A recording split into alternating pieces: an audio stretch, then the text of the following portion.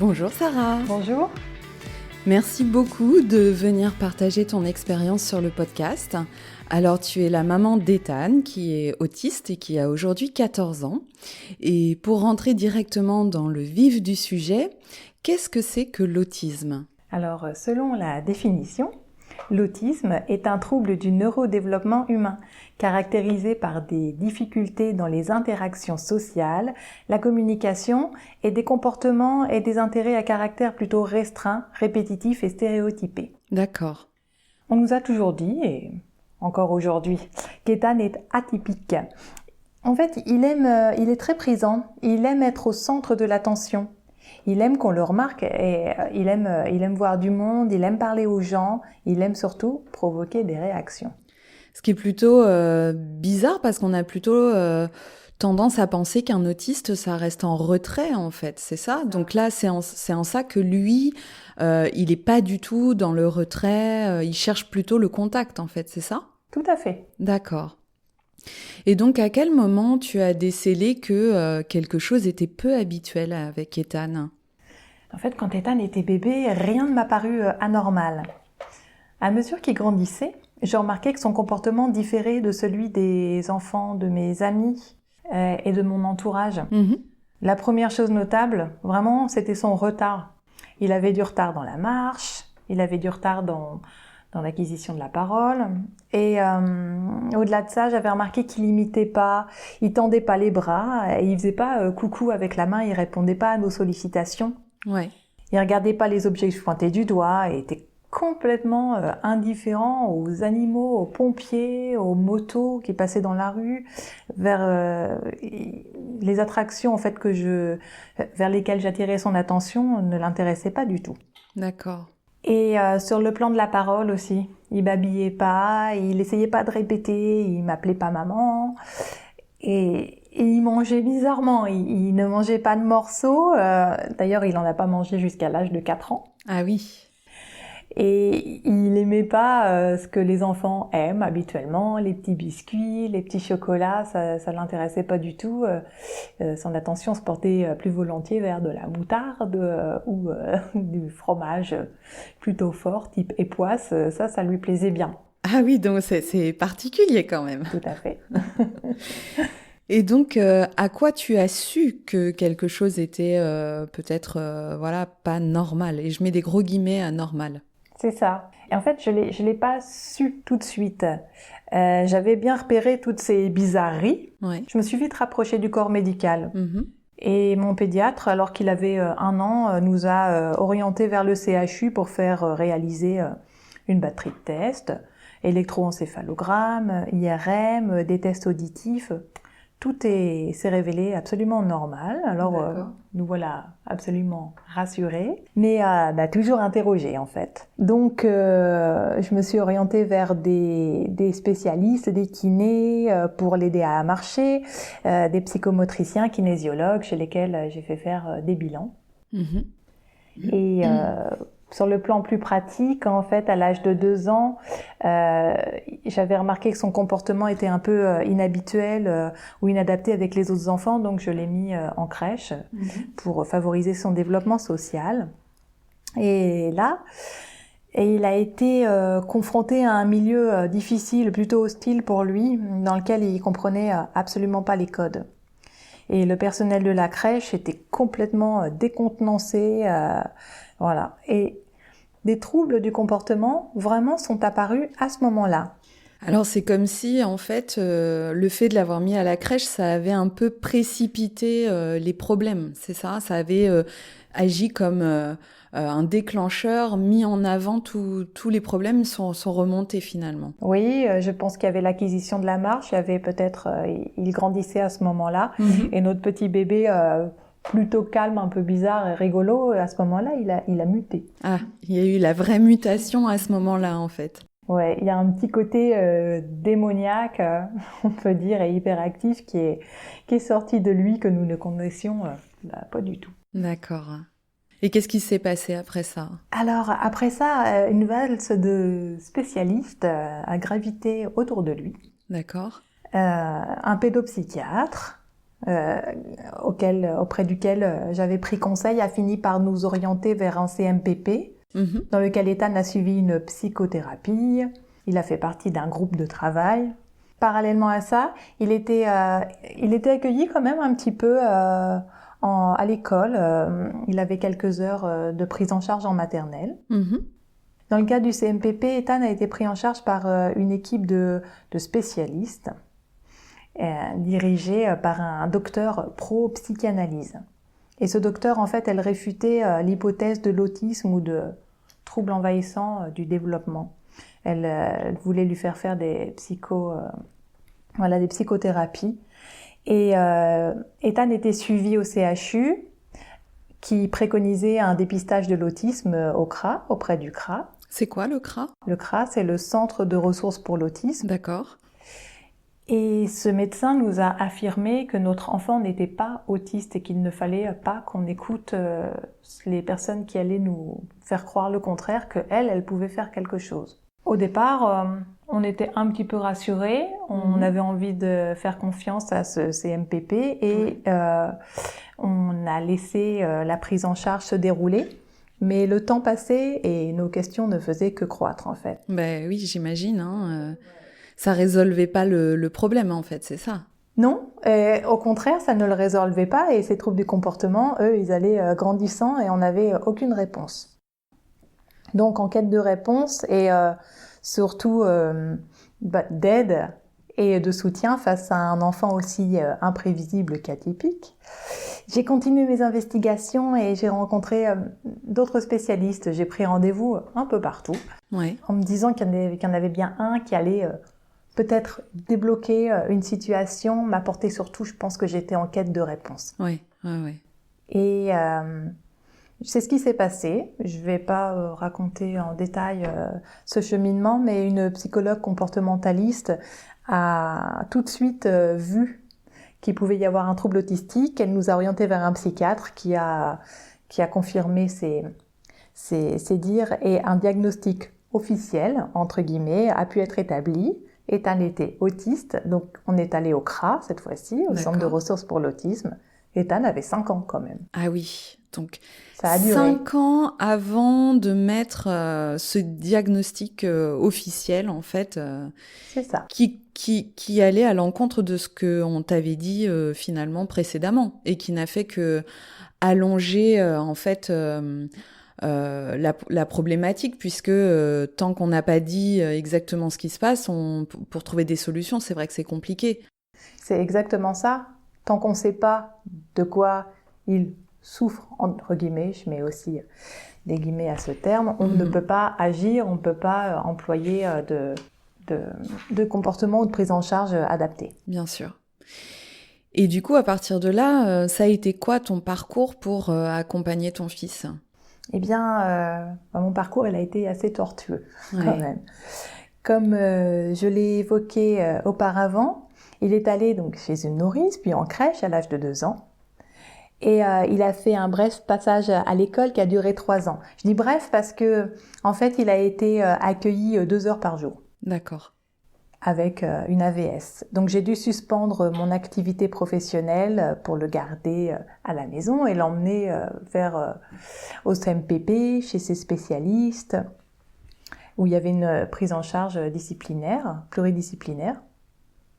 Celle-ci, en fait, comme je l'ai mentionné auparavant, au CMPP, la prise en charge, elle avait peu d'effet. Il pataugeait dans une baignoire avec des enfants, on nous donnait pas de réponse, on nous disait que si il ne parlait pas, il fallait attendre. Ils observaient, ils noircissaient du papier. Nous, on était complètement... voilà. On ne savait pas ce qu'il avait et quoi faire. Donc, j'ai poussé un petit peu plus avant mes investigations. Et le diagnostic posé, donc il a pu intégrer un hôpital de jour. Là, il avait 6 ans. Alors, nous pensions alors que,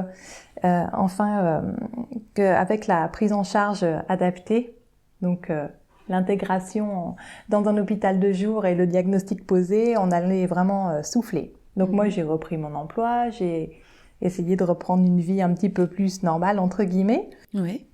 L'adaptation au centre a été... plus compliqué que prévu. les spécialistes qui sont formés justement à l'autisme et aux troubles dont il souffrait étaient complètement déroutés. Et les prises en charge habituelles n'avaient pour le coup pas de prise sur lui, il contournait tout. Et à la maison, il n'y avait pas de changement et je trouvais pas de mode de garde pour le garder après le centre, c'était compliqué.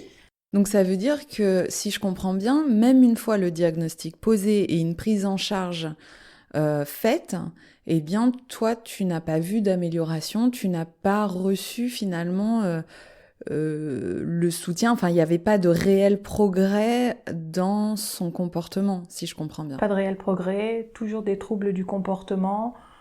Alors, on avait des spécialistes autour de nous qui nous aidaient, qui nous orientaient, qui étaient vraiment sympas et aidants, mais il manquait encore quelque chose, et vraiment à la maison, c'était ça l'est toujours aujourd'hui. Mais c'était chaotique. Ouais. Comment tu t'es sortie de ça? J'ai toujours cherché des réponses, et par bouche à oreille et un heureux concours de circonstances, j'ai rencontré une jeune thérapeute qui venait sur Rouen, qui quittait Paris et qui intervenait à domicile et a pratiqué l'ABA. J'avais entendu parler de l'ABA. C'est une méthode qui est plutôt américaine, elle est plus pratiquée aux États-Unis. C'est une analyse appliquée du comportement.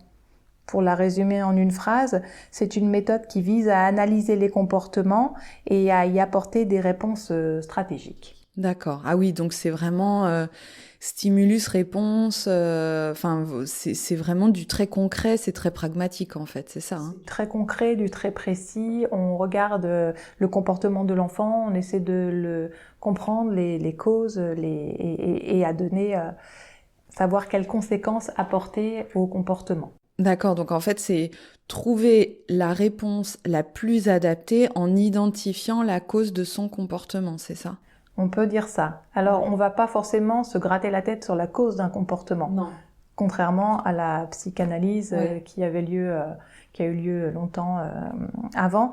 Là, on est plus pragmatique, on est plus concret. Il fait ça, on fait ça, il fait ça.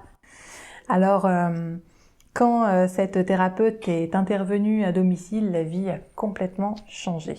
Ah oui, grâce à cette méthode finalement? Grâce à la méthode, et en fait, elle nous a fait prendre conscience de pas mal de choses. Elle nous a fait prendre conscience que Ethan n'était pas autonome.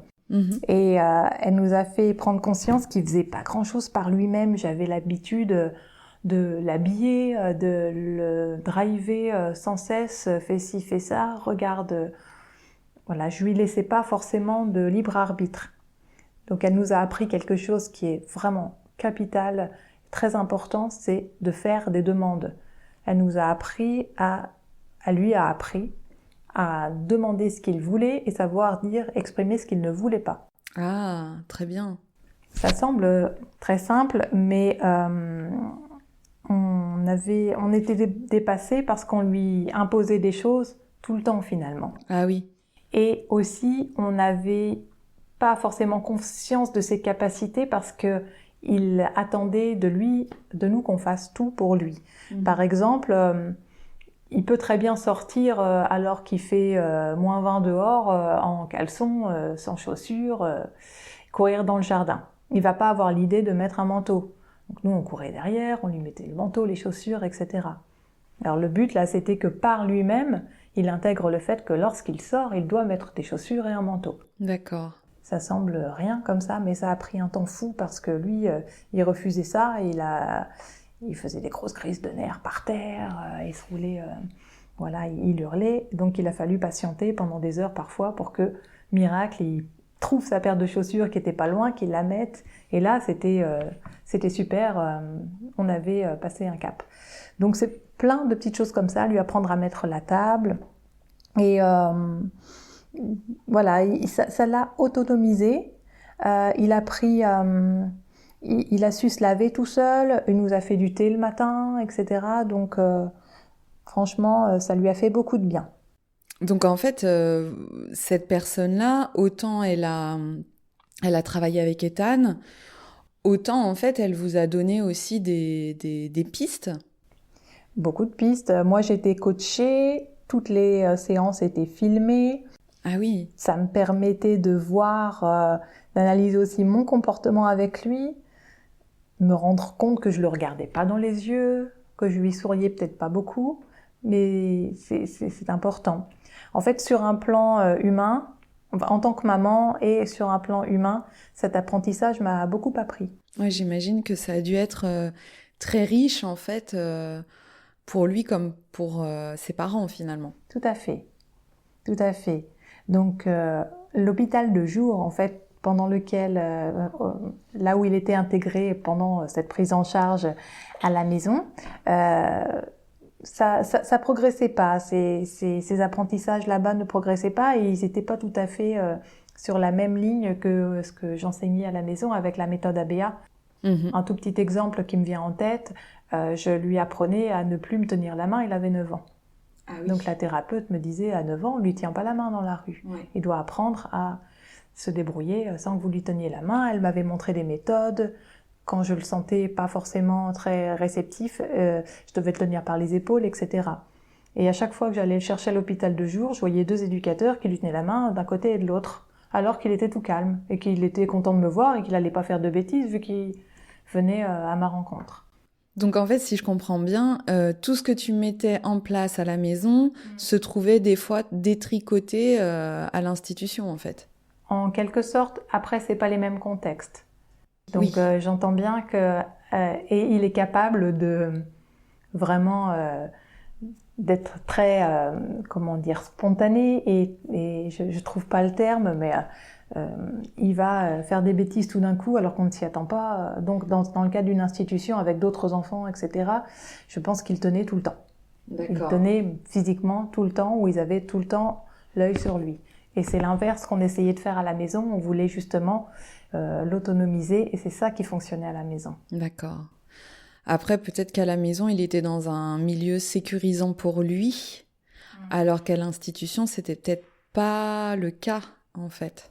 C'est ça. Et il y avait aussi pas mal d'attractions à l'institution. Ah oui. Pas mal de personnes. Il adore analyser en quelque sorte les gens et jouer avec leurs réactions. Il y avait d'autres enfants aussi. Les éducateurs devaient s'en occuper, ils le savaient très bien. Donc c'est comme un terrain de jeu pour lui là-bas. Eh oui, bien sûr. D'où l'idée de l'enlever de cet hôpital de jour, de mettre en place une prise en charge individuelle adaptée à domicile, le temps qu'il puisse gagner en autonomie et réintégrer en centre dans de bonnes conditions. D'accord. Donc ça, c'était l'idée. Du coup, il a quitté l'hôpital de jour et j'ai mis en place à domicile des intervenants formés, supervisés en ABA. Ils apprenaient à Ethan la vie quotidienne. Il faisait aussi bien des tâches ménagères que des jeux, de la cuisine. Moi, j'étais coachée, je lui ai appris à attendre, à faire des courses, à se poser pour regarder la télévision. Ça semble rien, mais c'est énorme. J'ai béni Choupi et Petit Ours Brun qui me permettaient de souffler 10 minutes et de faire aussi des jeux motivants pour lui. Il gonflait des ballons, des petits ballons de baudruche, il en mettait partout dans la maison, ça l'occupait, il était heureux. Il en mettait aussi dans les arbres, je me souviens, on a égayé tout le quartier. Et lui, il était heureux de pouvoir jouer comme ça. C'était se servir un petit peu de ce que lui aimait, ses intérêts à lui, pour qu'il s'occupe. Oui. Alors, ça se passait très bien, mais au terme de 2 ans à domicile, Ethan a recommencé à contourner la prise en charge. Ah mince.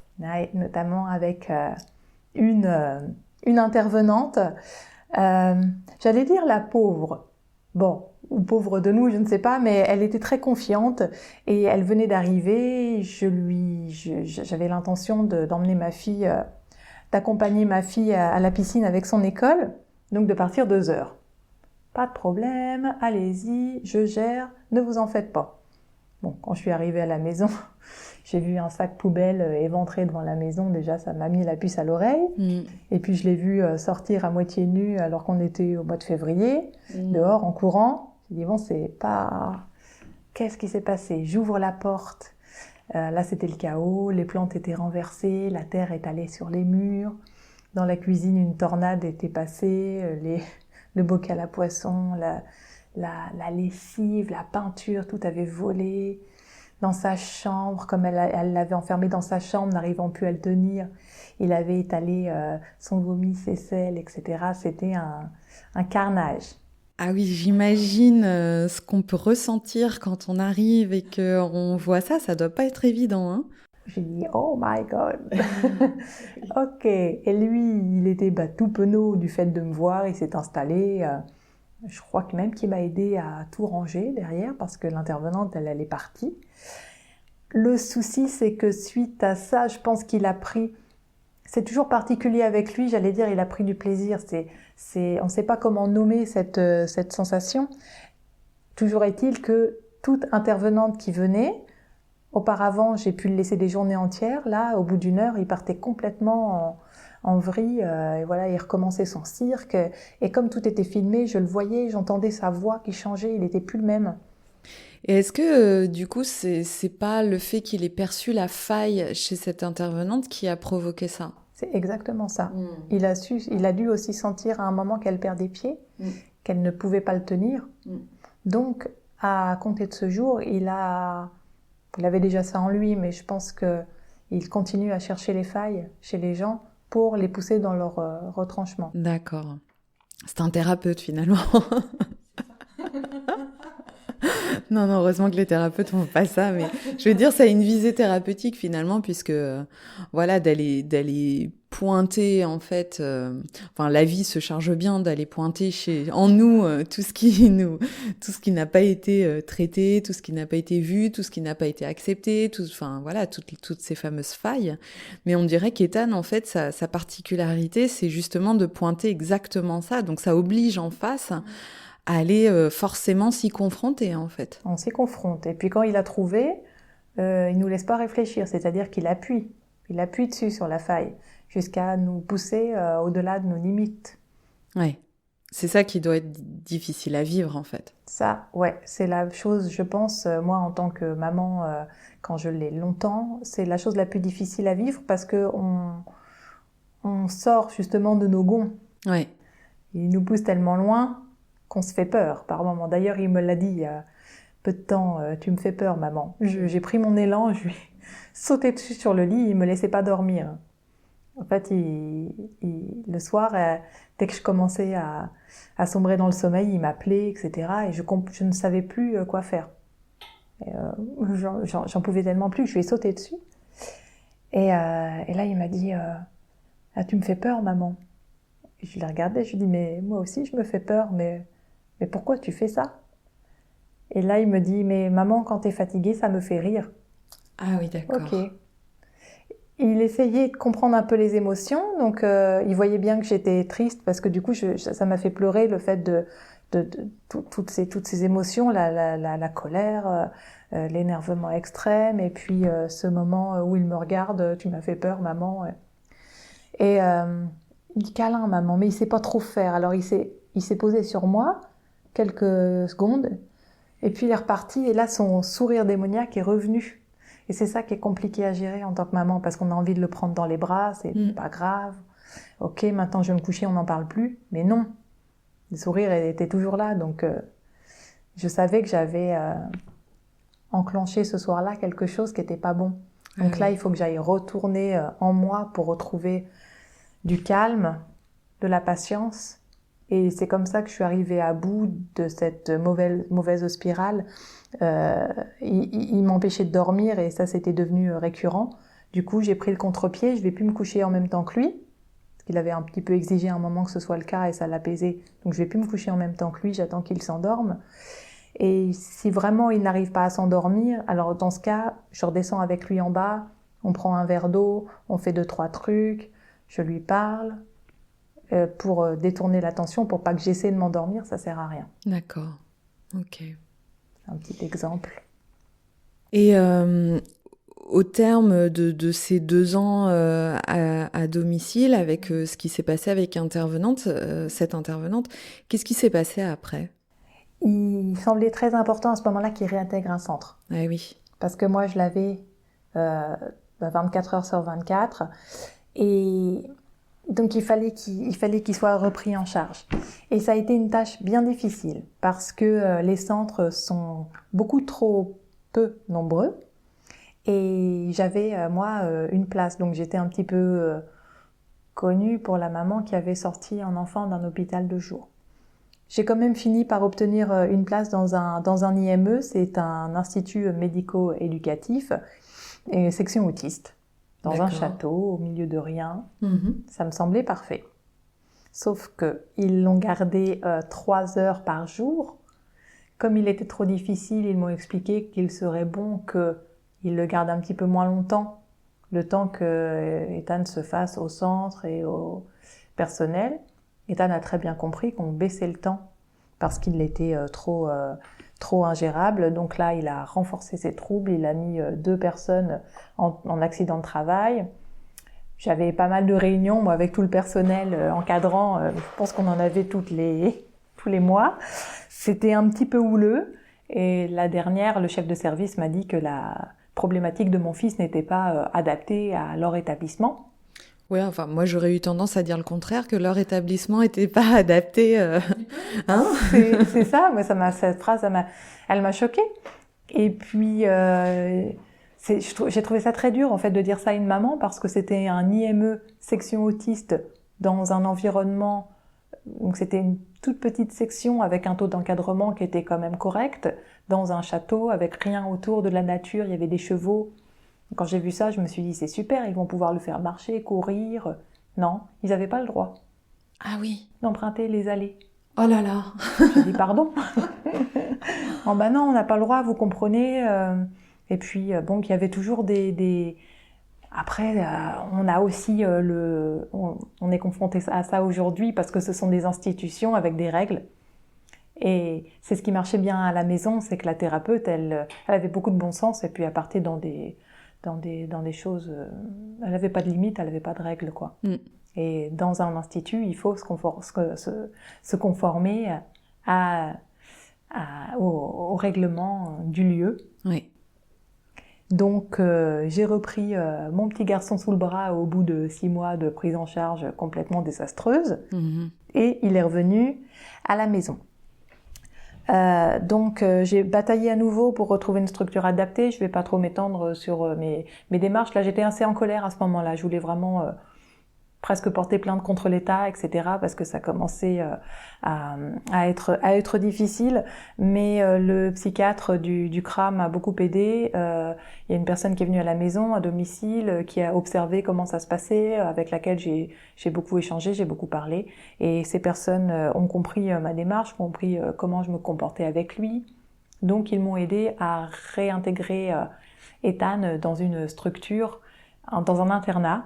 Aujourd'hui, il y est toujours, il y est depuis, c'est sa 3e année, à Yvetot, qui est donc à peu près à 1 heure de route de notre domicile. On ne peut pas dire que tout soit aujourd'hui, il se roule parfaitement calmement, il se gratte encore beaucoup la tête autour de lui, mais il y a un beau taux d'encadrement et je leur fais confiance. Voilà, parce qu'il y a quand même des belles avancées. Bon. Et que t'ont dit, en fait, les médecins, finalement ? Alors, on a rencontré, comme je l'ai évoqué auparavant, beaucoup de professionnels de santé. Les médecins nous ont beaucoup questionnés, son papa et moi. Et dans un premier temps, on le sent bien, ce sont les parents qui sont soupçonnés. Oui, d'ailleurs, est-ce que toi et son père, vous n'avez pas culpabilisé au début ? Est-ce qu'il y a eu une phase comme ça ? Parce qu'il y a beaucoup de gens, beaucoup de parents en fait, qui vivent une culpabilité intérieure, plus ou moins consciente d'ailleurs, mais est-ce que toi, tu as traversé quelque chose comme ça ? Évidemment. J'ai envie de dire qu'on passe par plein de phases. Je me suis surtout remise en question. Alors, dans le fond de moi-même, je savais ne pas être coupable de sa différence. Et même, j'ai envie de dire, surtout quand il était petit, je l'aimais cette différence. Avant, ces bêtises plus compliquées. je l'aime toujours, cette différence. Mais en fait, je me remettais surtout beaucoup en question et j'attendais des réponses. Les médecins détiennent un savoir. Et face au désarroi que représente le fait d'avoir un enfant un peu énigme comme ça, on a besoin de conseils, de guidance, ce que la BA par exemple m'a apporté à un moment, ou d'autres spécialistes parce que ça a été le cas. Et on a envie de se reposer sur eux parce qu'on est vraiment un peu démunis. Et leur manque de réponse, en fait, était aussi déprimant que stimulant, parce qu'il fallait avancer, chercher et comprendre par soi-même, toujours. Oui, donc finalement, ça t'a fait aller chercher dans des directions que peut-être t'aurais pas envisagées si les médecins t'avaient donné des réponses toutes faites, en fait, c'est ça ? Peut-être. Et d'ailleurs, je voulais pas forcément... On cherche un diagnostic précis, et c'est paradoxal parce que un diagnostic précis permet de lui poser une étiquette et de le stigmatiser dans une case. Oui. Alors lui, il s'y conforme, il y va pas dans cette case-là. Oui. Et peut-être que quelque part, j'aime bien ça. Et est-ce que les médecins ont regardé, par exemple, ont fait des recherches sur, je sais pas, généralement il y a des recherches chimiques ou En fait, ils regardent des causes organiques souvent. Est-ce que t'as eu ça aussi ? Absolument. Psychologues et psychiatres se sont questionnés. Ils ont avancé des thèses d'anoxie cérébrale néonatale. Ça, c'est un manque d'oxygénation du cerveau. Oui. Et la psychose infantile a été évoquée. Ça n'existe pas. Donc un psychiatre a fini quand même par détecter les troubles autistiques, mais effectivement, c'est ce qui a été mis en place au début. Et ensuite, les médecins, en fait, ils proposent aussi tout de suite un traitement médicamenteux. Oui, c'est ce que j'allais te demander justement. Généralement, dès on détecte entre guillemets un problème, immédiatement, c'est le traitement médicamenteux qui arrive là pour soi-disant solutionner ce problème-là. Oui. Donc toi, t'as eu ça aussi ? Oui. On te dit que ton enfant est anxieux, donc il faut un anti-anxiolytique. On te dit qu'il est hyperactif, il faut absolument le calmer. Donc j'étais pas du tout en phase avec ça, son papa non plus. Et il n'y a pas de médicaments de toute façon pour l'autisme. Donc ça nous semblait complètement farfelu. Et donc on nous dit que c'est complètement inéluctable et qu'il faut l'aider. On nous dit surtout, il faut aider votre enfant, vous vous rendez pas compte, il est tellement anxieux et vous aussi, ça va vous aider. On a beaucoup de discours dans ce sens-là. Mm-hmm. Et en institution, on nous a fait comprendre qu'il était difficile de l'intégrer sans en passer par là. Alors, difficile, c'est complètement impossible. Ils sont tous médicamentés. D'accord. Alors, plusieurs molécules ont été essayées sur lui. On a fini par accepter de la Ritaline lorsqu'il était en hôpital de jour. Il en a pris durant 3 ans. Et au bout de 3 ans, j'ai commencé à me poser des questions, surtout quand la prise en charge ABA a été mise en place à la maison et que à la maison on a arrêté la Ritaline et il était plutôt même plus calme, sans. Donc j'ai demandé à l'hôpital de jour qu'on arrête le traitement. Et parce que en fait, c'est des traitements qui sont quand même forts. La Ritaline, c'est un psychostimulant. On donne des neuroleptiques, des médicaments qui ont des effets antipsychotiques et avec des balances bénéfices-risques qui sont certains.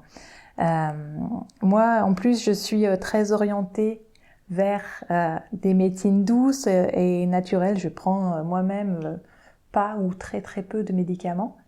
Et j'avais grand-peine à me résoudre à lui administrer un traitement. Mmh. Alors, j'ai toutefois compris et entendu le discours médical, c'est-à-dire que je sais que ça peut, entre guillemets, l'apaiser. À un moment, j'étais tellement aussi épuisée psychologiquement à force de me battre que cette béquille médicamenteuse a pu me soulager. Et dans le cadre de l'institution, aujourd'hui, on me l'a encore dit, pas de prise en charge sans médicaments. Alors, exactement comme on pourrait le dire pour n'importe quelle personne, n'importe quelle personne malade, on pourrait dire qu'en fait, si on a affaire à la médecine allopathique que l'on connaît aujourd'hui et qu'on couple ça avec d'autres formes d'approches complémentaires en fait, c'est-à-dire qu'on ne peut pas les dissocier les unes des autres, là on arriverait peut-être à un équilibre. Est-ce que ce serait pas aussi la même chose pour Ethan, pour les autistes ou pour n'importe quel difficulté, c'est-à-dire de pouvoir trouver un juste équilibre, quelque chose de vraiment adapté en termes de balance entre ce qui relève de l'hygiène de vie et ce qui relève de la médecine allopathique.